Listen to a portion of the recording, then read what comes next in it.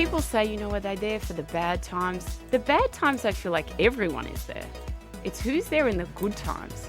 Who's there when you have done something that's so awesome and they're not jealous of you? Those are the sort of people I want to hang around. Yeah. And I want to be like that to my friends as well. Hello and welcome to The Heart of It. We would like to acknowledge the Gadigal people of the Eora Nation that we record this podcast on today and give respect to their elders, both past and present.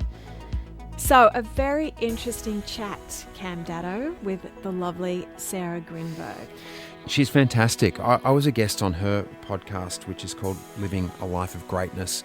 I didn't know much about her before she contacted me, and she sent me a message on Insta to be part of the podcast. And then I looked at it, and she's got 1 million followers. She's huge around the world. Yeah. Had incredible guests on, including Deepak Chopra, who has done a wonderful testimonial for her book, A Brilliant Guide to Mastering Your Inner World and Finding True Fulfillment and Happiness. Deepak Chopra. The Deepak Chopra. The man. I know. The man. So it's just great to have her on today. And we wanted to dive in about and just talk about friendships, actually, in general, what her take is, because she's spoken to a lot of what she calls thought leaders. And what do we do when a friend or a partner no longer feels on the same page as you? I'm sure you can relate to this at some way or shape. Maybe you've evolved further, or maybe they've kind of evolved further in their life. Or differently, Yeah, it's just they've gone on different paths, and you just don't connect anymore. And it is at the end of the friendship. Do you keep pushing? Do you try to make it work, or what do you do in that evolvement of relationship? Yeah. So if you don't know Sarah Grynberg, this is a great chat to listen to, because we get to know her much better, and you get the bonus of her insights into friendships. Absolutely. The one thing that I just loved, because she was talking about, when you have a friendship and you're ruminating over why something fell apart. And she said, when we are ruminating, you challenge that thought, you do something and have radical acceptance over that. It was like, it's a great formula to follow. And I loved her talking about, you hear that term, find your people. I need to find my people. And she talks about what happens in that experience when someone's turned you down repeatedly, that they just weren't your people. Yeah, and be okay with that. Because your people are out they're there. Yeah. Which is right? With We're Lotus? going to say the same thing. That's right. Yeah, so our eldest daughter, Lotus, was having trouble finding friends when we first emigrated or came back. She emigrated to Australia. We moved back here. But that was the thing we were saying. Your people are out there. And they're looking for her too. I love that. Yeah. Yeah. All right, let's have a listen to our chat with Sarah Grynberg.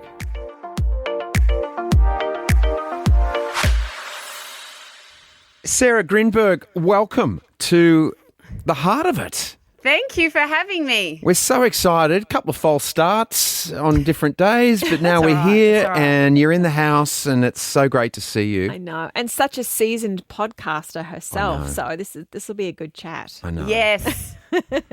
Congratulations on the book. Thank you. Yeah. Thank you so much. Yeah, Living a Life of Greatness. This is your first book, isn't it? It is my first book.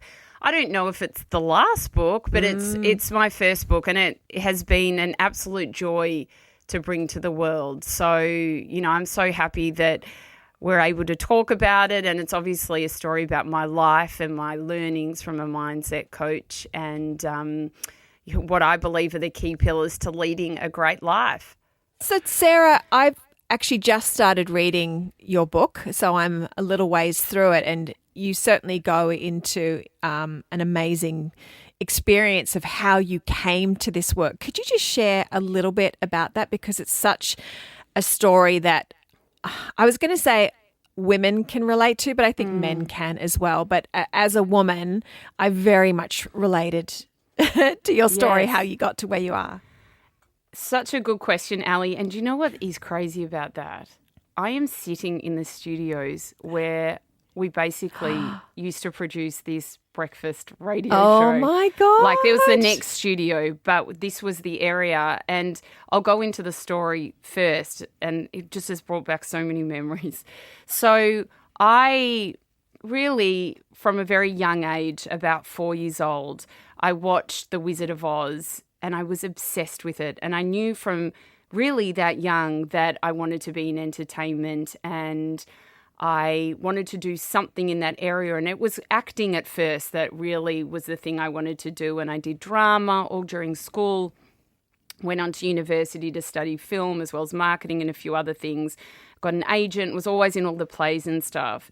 And then an acting teacher said to me, you know, Sarah, 99% of actors are unemployed. If you think about doing this full time, you should think again. And my dream wasn't kind of crushed in that instant, but it made me go, okay, there's some other stuff I need to do. And so I fell into marketing and then a bit of PR.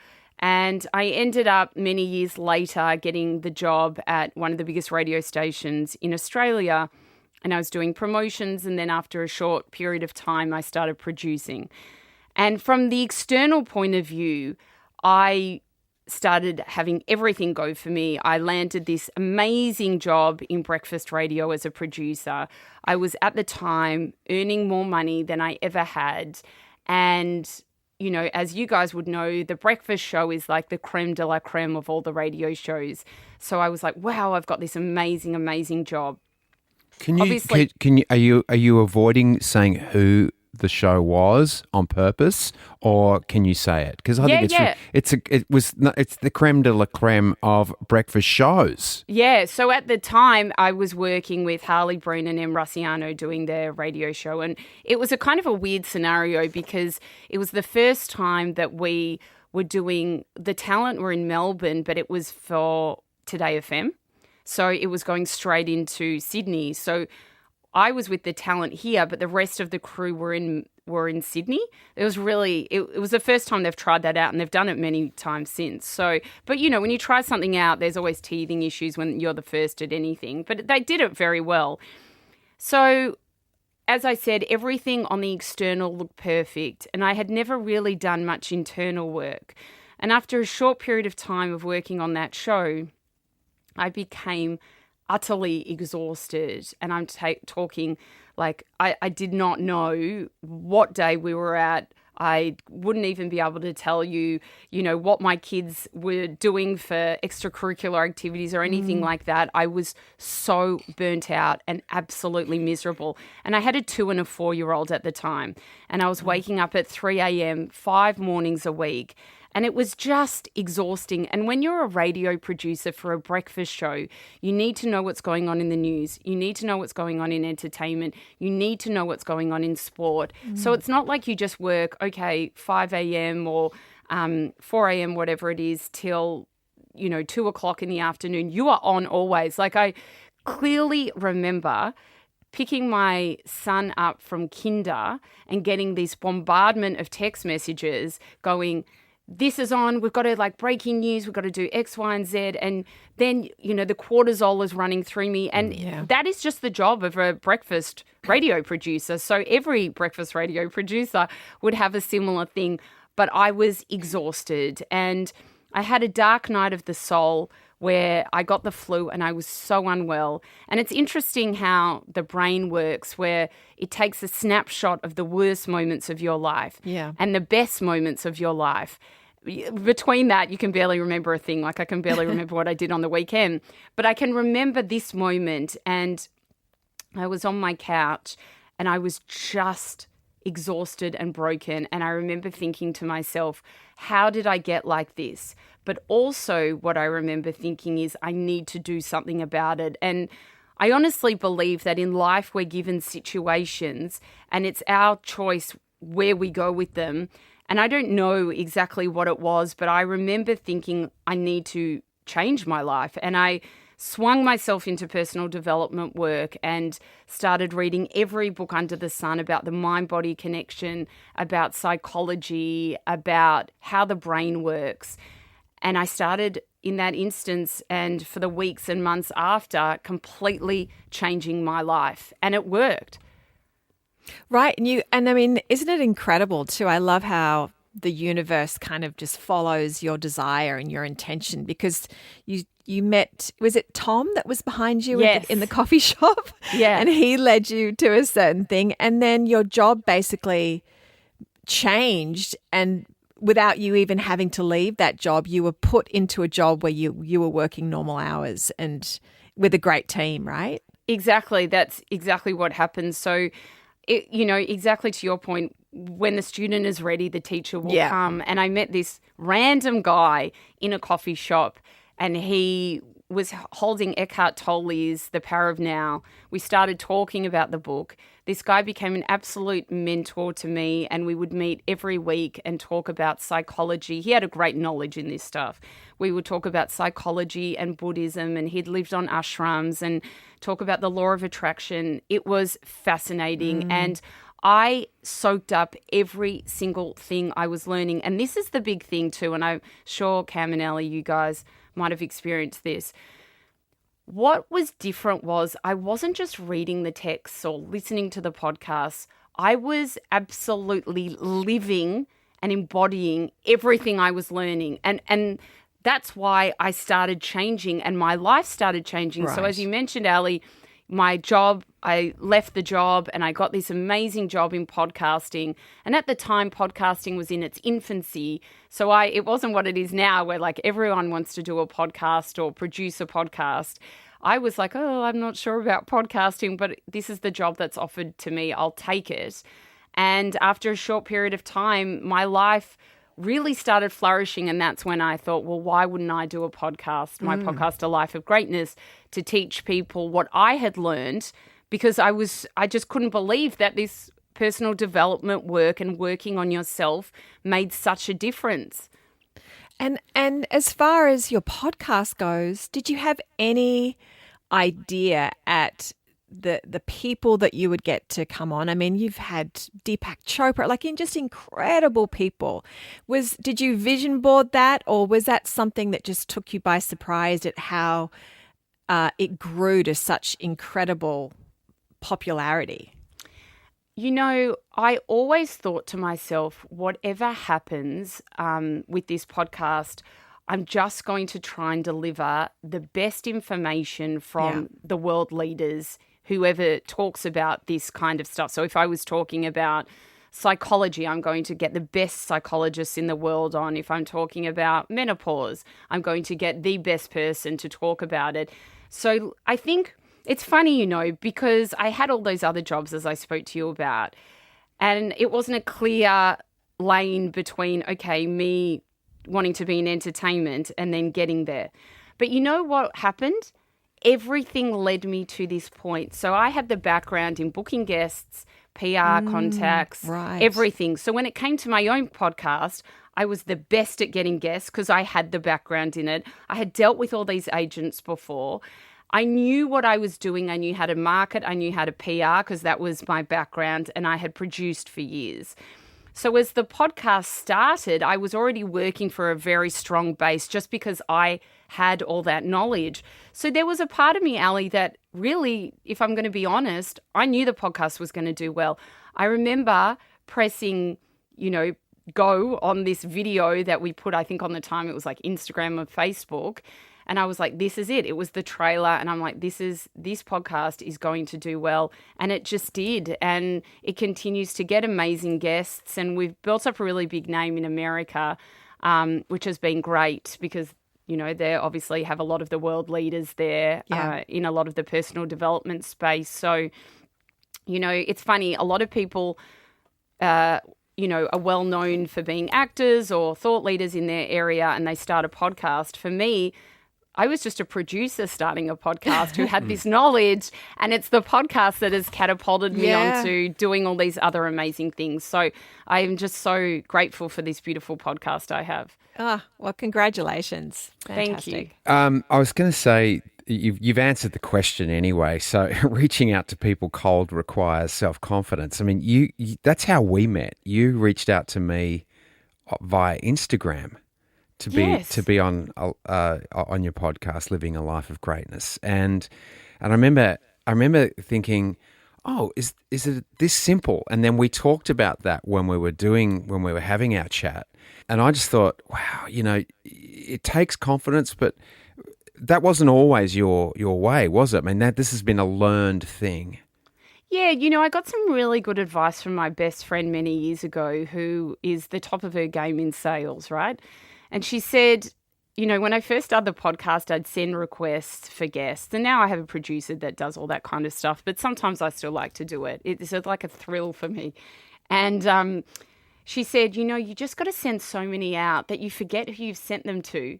And you build up this confidence because people will say yes, people will say no. But if you just keep going in a mass way, there are going to be yeses along the way too. And so you build this thick skin. I mean, you guys would have it from being in the acting world where you're going to auditions and you get told no. And the first few no's is like, oh my God, they don't like me. And that other person is better than me. And why are they better than me? Is it because of da-da, and your mind goes crazy? But then after a while, the more you do something, the more that you really don't care, right?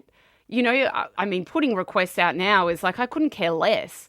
And I know in my mind, most of the time they will come on. It's just about, am I getting to the right person to get that person? Yeah.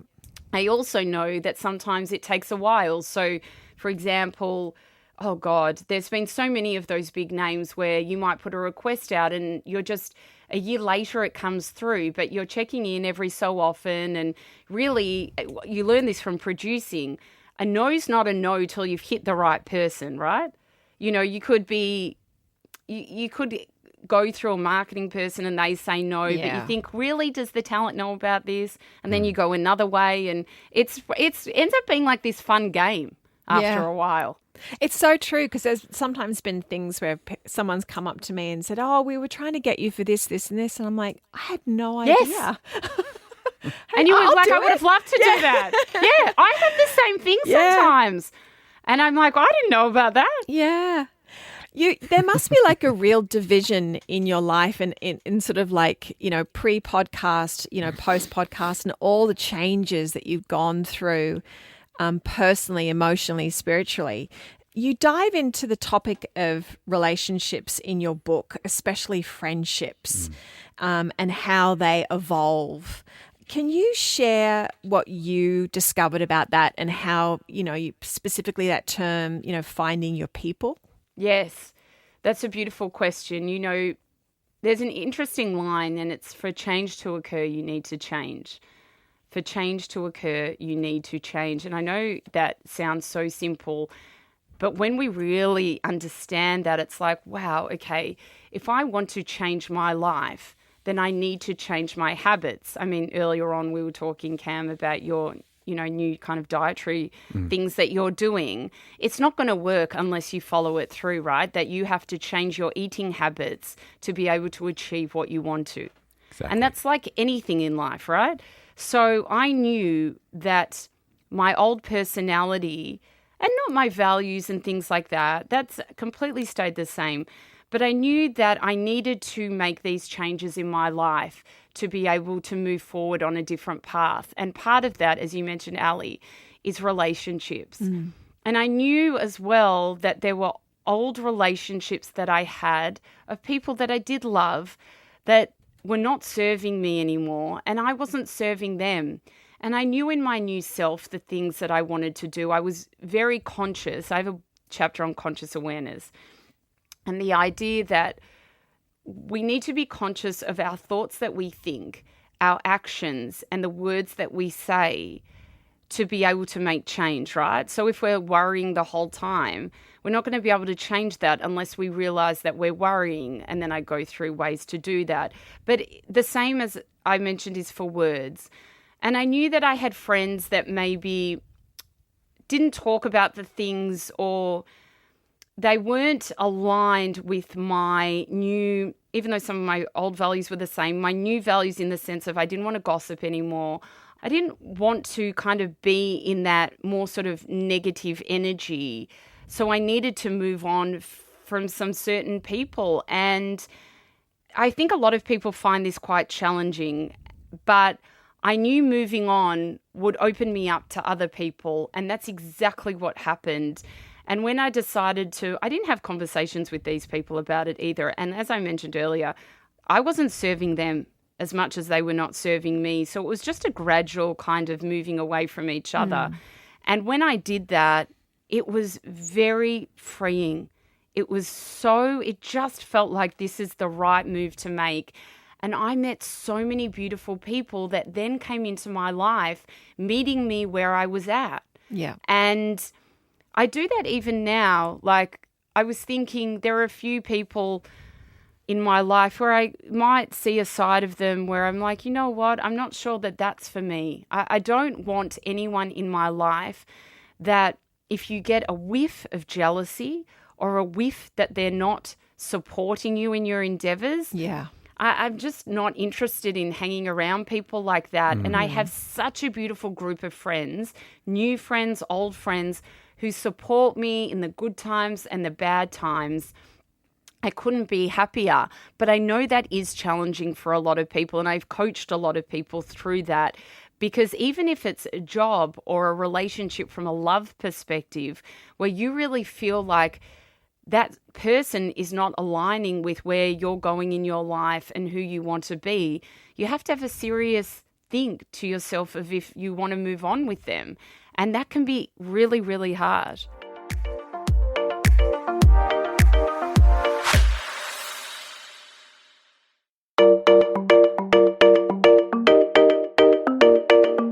Sarah, what do you say to people that how do you counsel people that are staying in friendships longer than they should for reasons of fear or loneliness?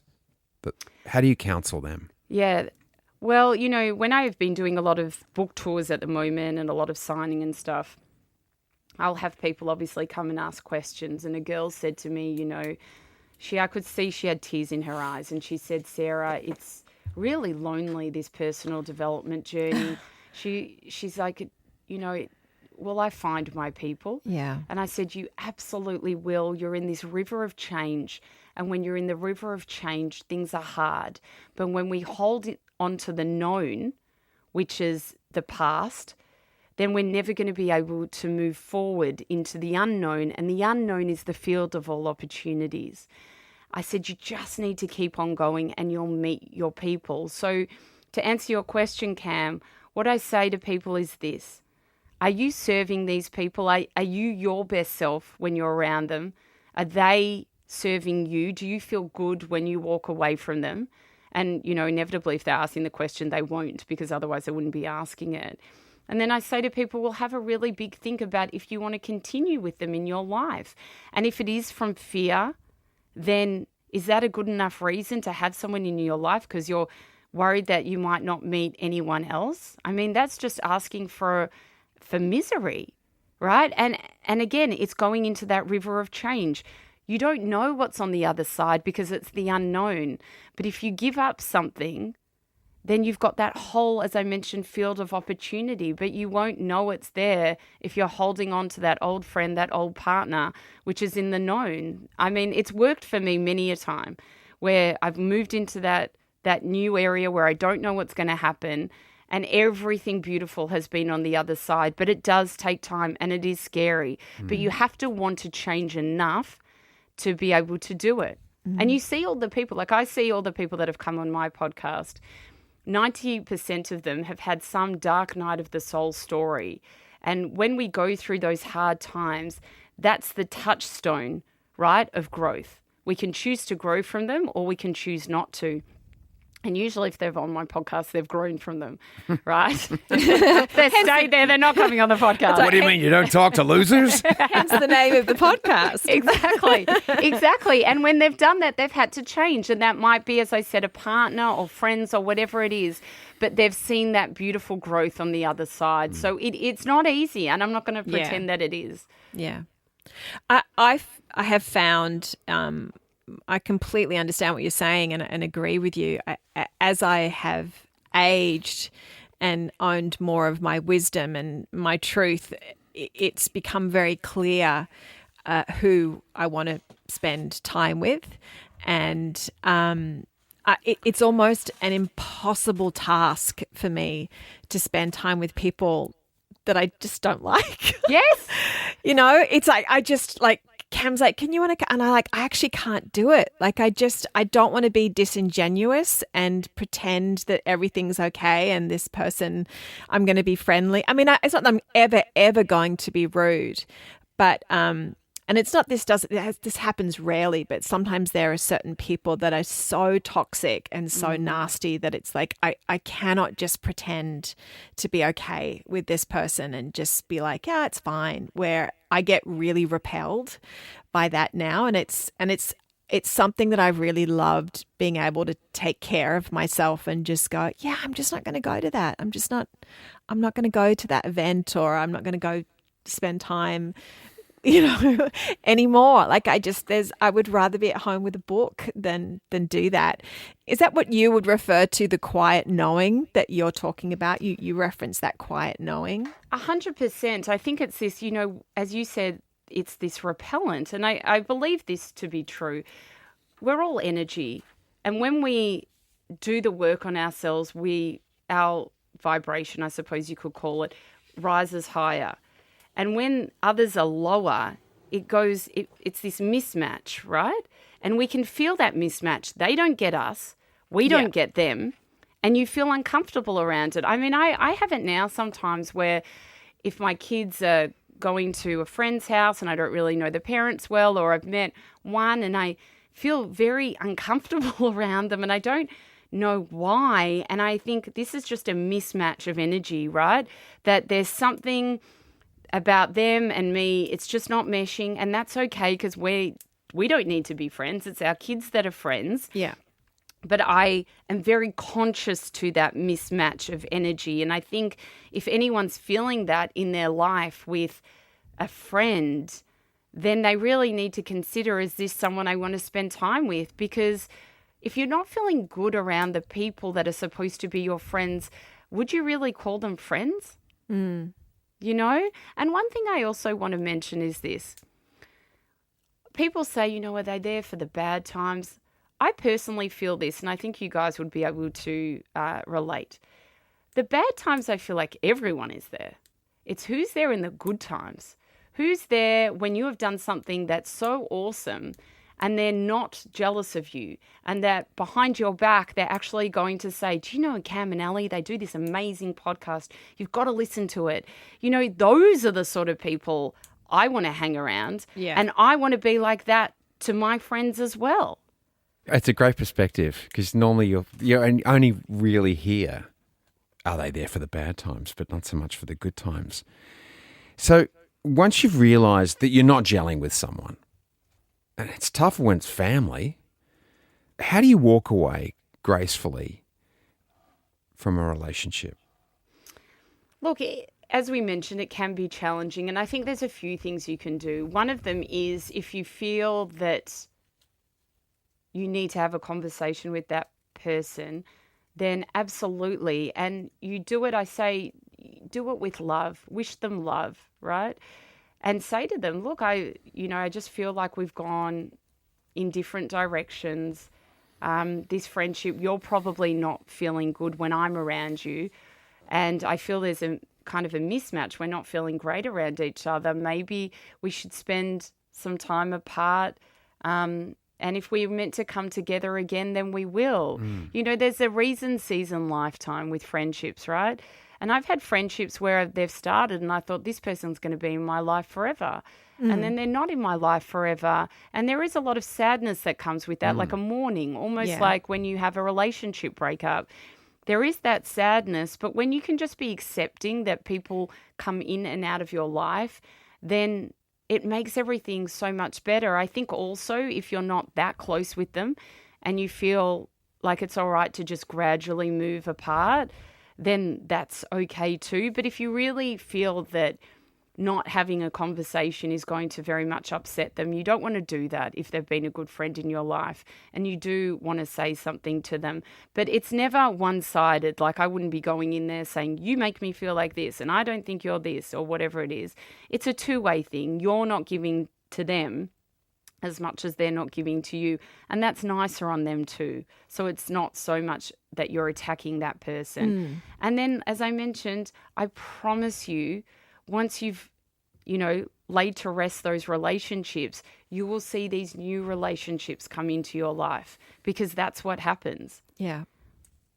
I have, we both have a lovely friend. Her name's Dr. Rebecca Ray. She's been on the show a couple of times. And I remember having a conversation with her because I just had a friendship breakup, and it was really, really hard. And she just talked about how, and, I'm sure people have heard that sort of analogy before, like, where you place your friendships. Like for some of the friends are your intimate friends that you share everything with, and then the circle goes wider, and like they're your friends that you just catch up with every now and again, and you talk about the kids, you talk about what's going on in the world. And then there's the next, like, so you expect when you go out, like a target practice almost, in the sense, and like the inner ones, and maybe there's only one person that's that one friend, or maybe there's another. But I remember her saying to me, she's like, yeah, she's not that inner friend anymore. She's moved to the outer edge. So you can still say hi to her, like it's fine. And when she kind of placed it like that in my mind, because I didn't quite know what to do with myself with it, she's like, yeah, she's someone that if you bump into, it's not going to be mean or nasty or horrible, but it's just she's no longer there for you because of what's gone on. And it made sense to me in that way. Yeah, absolutely. And honestly, when you get out of your 20s and teens, and especially if you have kids, right, your relationships change, especially in the early days of having kids. It becomes a lot about you're going to extracurricular activities, you're doing this, and you become friendly with a lot of the mums or the dads. It changes, right, because of where you're putting your time. And then those older friendships, you might see them less. They might come into your life again later on in life, and that's absolutely okay. But I don't think we have time for that many people. I mean, honestly, who has time to talk to someone multiple times a day like we did when we were young? Yeah. You just don't.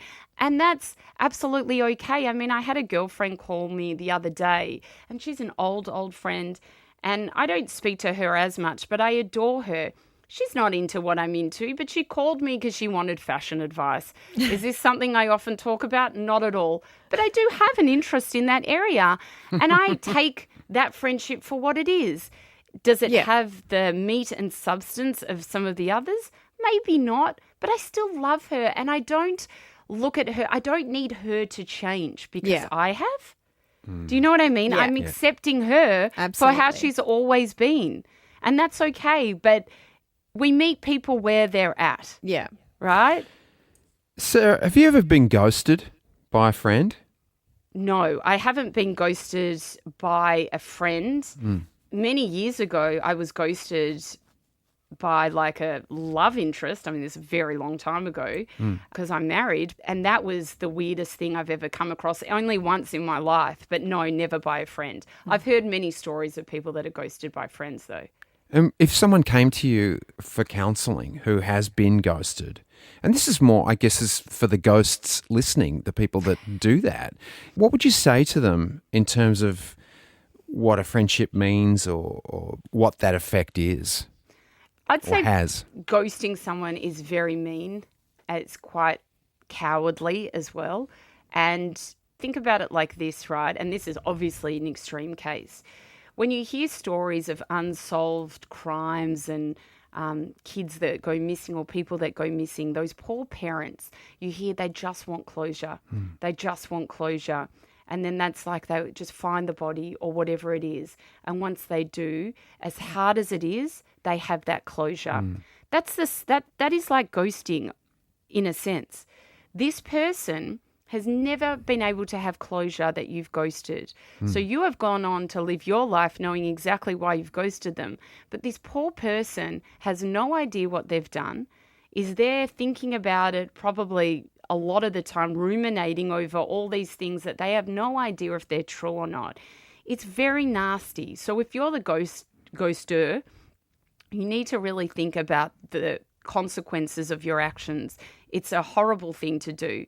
And if you're someone that has been ghosted, then I would really just take in this idea of feeling that as upset as you are, of not knowing what's going on. I'm assuming you've tried to contact them on multiple occasions.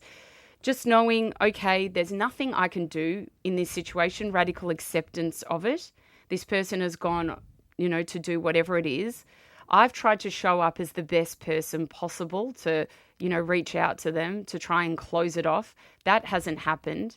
But I can go to sleep knowing that I've tried my hardest. And now with this radical acceptance, I will move on with my life. Because I say this actually to do with thought patterns when people are ruminating a lot. You challenge the thought 90% of the time. Do you know if the thought is true? No, I don't know for sure usually.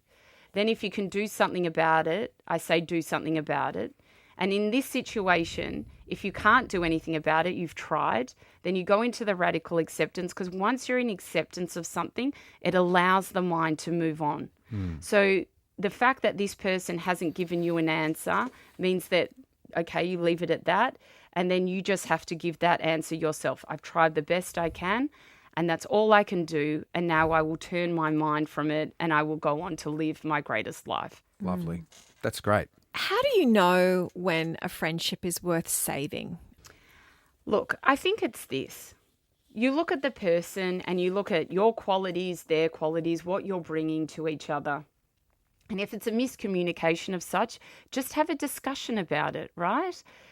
As I said earlier, if you think it's worth saving because there's something in it that you still find valuable and you still feel that you're valuable to them, that's a big part of it too, because we can't just be like, they're not showing up for me, they haven't called me. What are you giving to them as well? A friendship, a love relationship, it goes both ways. So you have to be accountable for you as well. So once you are, and you feel there are qualities or things that you still want to connect with the person on, then have that big conversation with them. And a lot of the times those conversations can be scary, right? A lot of people don't like to be in conversations with others where they have to open themselves up and be very vulnerable about how they feel, because when they're vulnerable, they're letting their guard down. And, everyone has an ego, and that can be hard. But if this is a friendship worth saving, as I said, because there are things within it that you think you could still work on and will add value to each other, then you need to be vulnerable and have that conversation and be open with them. Because again, that line for change to occur, there needs to be change. And if you think something's going wrong in it, then you need to have the conversation about how you two can change it together. And if the other person is accepting of that, then it's a friendship worth saving.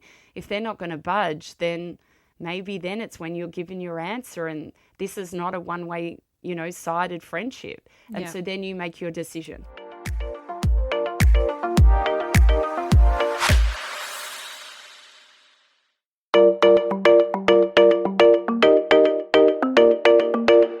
Let's keep our friendships together. What are some shared rituals or practical strategies for maintaining? I mean, you talked about just reaching out to someone and saying hi. Can you share some of those strategies? Yeah, absolutely. I mean, look, as Ali and I mentioned earlier, it's very hard sometimes in life when we're busy to be able to see each other. And sometimes people don't live in the same state or same country as what we're living in. Things change when people, the years go on. So things that I would say was absolutely reaching out, making contact with the person, but having a phone conversation or a Zoom conversation or FaceTime or whatever it is, it's a beautiful thing. And being really open with the person about what you've been doing in your life, listening to them. This is actually a big thing that I talk about in the book, is listening, right? And I think for any relationship to work, you have to listen. And I noticed that I became very good at listening because of my job, interviewing people, but I was genuinely very interested too. I'm very interested in people's stories, and that goes with friendships as well. The worst sort of friendships are the ones where you feel like you're there and just listening to everything they're doing and haven't said one thing about yourself. You feel like they're not interested, right? So when you're really showing up for a friend, you've got to take the time to listen to them. And it doesn't even mean that you have to say much back. But when they can see that you're there and you're listening to them, that is so valuable. So I would say, make contact whenever you guys can. If it's a date you have to put in the diary even, like let's have a FaceTime call on this date, do it. If you're able to meet them for coffee, sure. If you have a partner, you're able to get your partners involved and go out for dinner.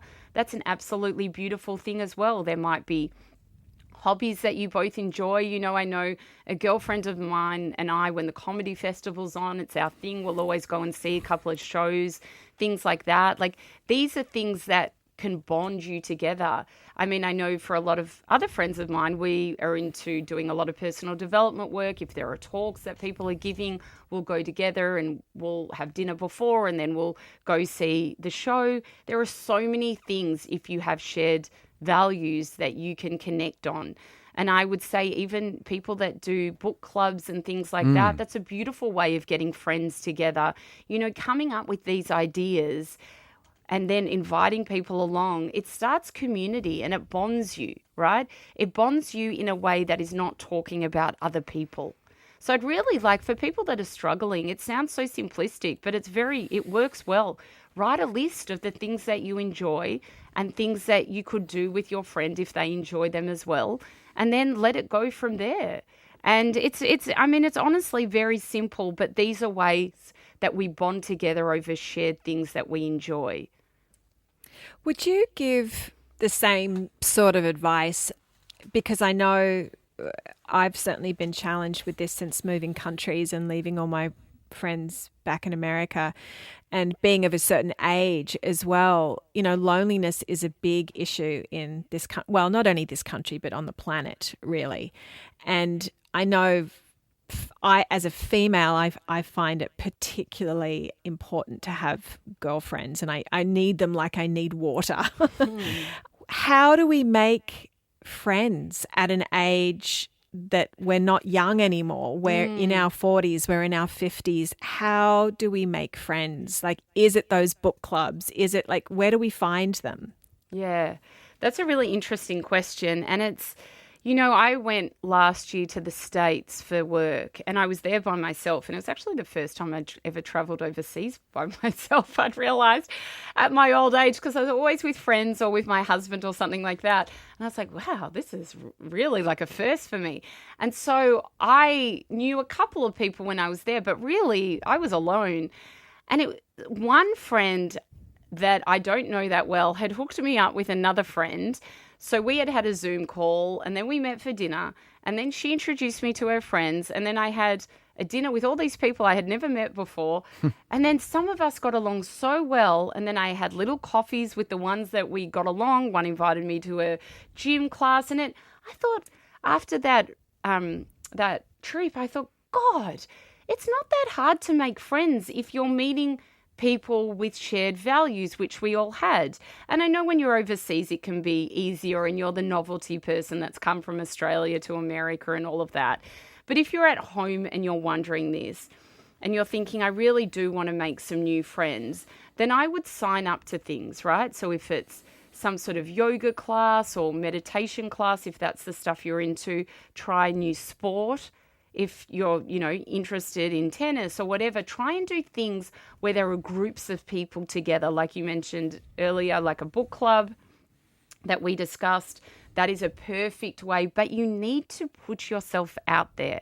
And again, it goes back to, if you put yourself out there, you might get some people that don't want to go for the coffee, or they don't want to take the relationship any further than the tennis court. And that's okay, because they're not your people. If they were your people, they would have said yes. And you think about the people that you've said no to too, or you're not interested in going out with. And that's okay, but you need to get your ego away. And you just need to put yourself out there. It goes back to the start of our conversation about getting guests on the podcast. I could have had no one because I never wanted anyone to say no and just played really safe, right? And just had my friends on. But I knew that that's not what I wanted. And the same goes with relationships. if it's a love relationship or if it's a friendship relationship, you need to put yourself out there, and you need to know that you're going to get some people that say no, but that's okay, because there'll be a heap of people that say yes too. Fantastic. Sarah, thanks so much for joining us today. I don't think that we've had this conversation so in depth about friendships on our potty, and you've just given some great info, and it's no wonder you're such a great podcaster yourself. Sarah's podcast is called Living a Life of Greatness, and her first book is called Living a Life of Greatness. Note that I said first book, because I'm sure there's more to come. More to come. Thank you so much, guys, for your very generous questions. It's been so lovely. Thanks, Sarah.